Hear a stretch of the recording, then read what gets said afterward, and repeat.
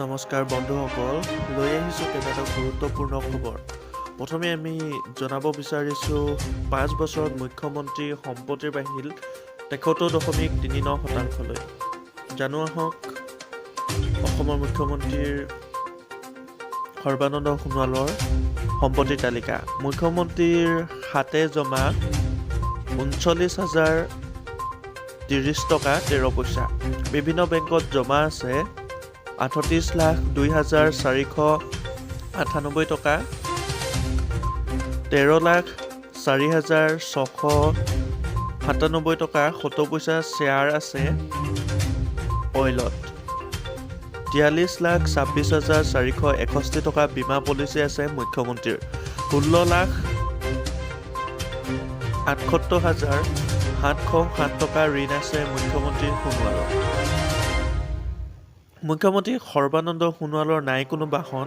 1,14,64,394 টকাৰ অৱস্থানৰ সম্পত্তি আছে মুখ্যমন্ত্ৰীৰ। মুখ্যমন্ত্ৰীৰ স্থাৱৰ সম্পত্তিৰ পৰিমাণ 2,02,95,000 টকা। 2016 চনৰ নিৰ্বাচনৰ আগেয়ে ওচৰত দাখিল কৰা শপতনামত মুখ্যমন্ত্ৰীৰ মুঠ সম্পত্তি আছিল 1,82,17,910 টকা। ইয়াৰে 1,37,910 টকা আছিল অৱস্থাৰ সম্পত্তি। 80,80,000 স্থাৱৰ সম্পত্তি।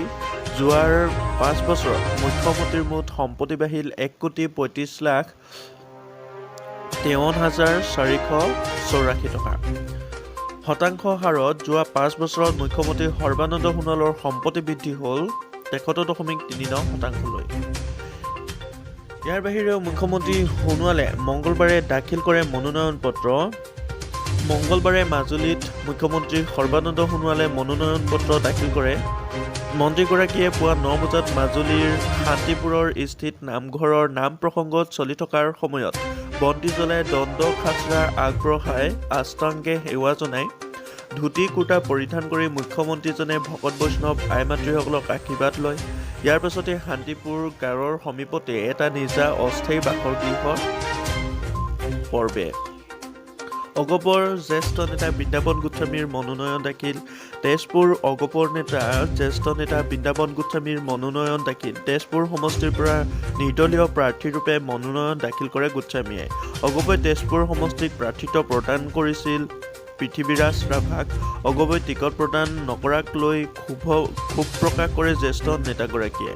বহু সমৰ্থক উপস্থিতিত তেজপুৰত মনোনয়ন দাখিল কৰে গোস্বামীয়ে। আলফাৰ নেতা প্ৰদীপ গগৈ আটক। দিছপুৰ থানাত আটক কৰিছে আলফাৰ নেতা প্ৰদীপ গগৈ। নিশা হাতীগাঁও ঘৰৰ পৰা আটক কৰিছে গগৈ। শীৰ্ষ আৰক্ষীৰ নিৰ্দেশত আটক কৰিছে নেতাজনক। বৰ্তমান দিছপুৰ থানাত জেৰা চলাই আছে। কিয় আটক কৰা হৈছে সেই সন্দৰ্ভত কোনো কথা সদৰি কৰা নাই আৰক্ষীয়ে। অসমৰ নিৰ্বাচনত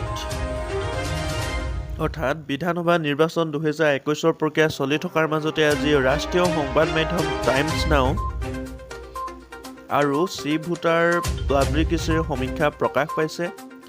অহা 27 মাৰ্চৰ পৰা তৃতীয় পৰ্যায়ত অনুষ্ঠিত হ'বলগীয়া ৰাজ্যৰ বিধানসভা নিৰ্বাচনক লৈ টাইমছ নাও আৰু চি ভোটাৰৰ প্ৰাকীভাষীন সমীক্ষাৰ পুনৰ ৰাজ্যখনত বিজেপিৰ নেতৃত্বাধীন NDA চৰকাৰ হ'ব। সমীক্ষাত প্ৰকাশ পোৱা মতে ভাৰতীয় জনতা পাৰ্টীৰ নেতৃত্বাধীন NDA আৰু কংগ্ৰেছৰ নেতৃত্বাধীন UPAৰ মাজত তুমুল প্ৰতিদ্বন্দ্বিতা হ'ব।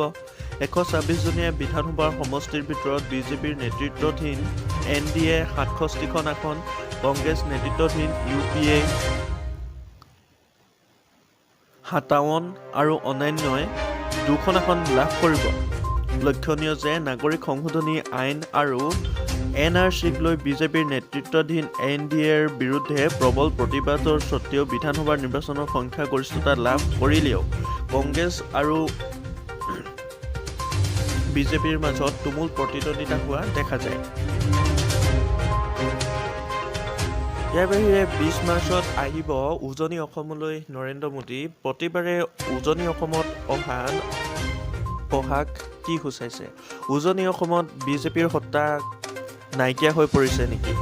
সেয়েহে প্ৰধানমন্ত্ৰী নৰেন্দ্ৰ মোদীয়ে বৰ্তমানৰ সময়লৈকে তিনিবাৰকৈ উজনি অসমত দেখা পোৱা গৈছে। আৰু এইবাৰ বিশেষকৈ লুইনজ্যোতি আৰু অখিল গগৈ যিহেতু উজনি অসমত প্ৰতিদ্বন্দ্বিতা কৰিব তাৰ এক মূল কাৰণ নেকি? ইয়াৰ বাহিৰেও বিজেপিত টিকট বঞ্চিত লোকসকল দল এৰি নতুন দলত কংগ্ৰেছ অথবা নিৰ্দলীয় দলত যোগদান কৰিবলৈ আৰম্ভ কৰিছে। আপুনি চাই আছিল ডিব্ৰু আপডেট।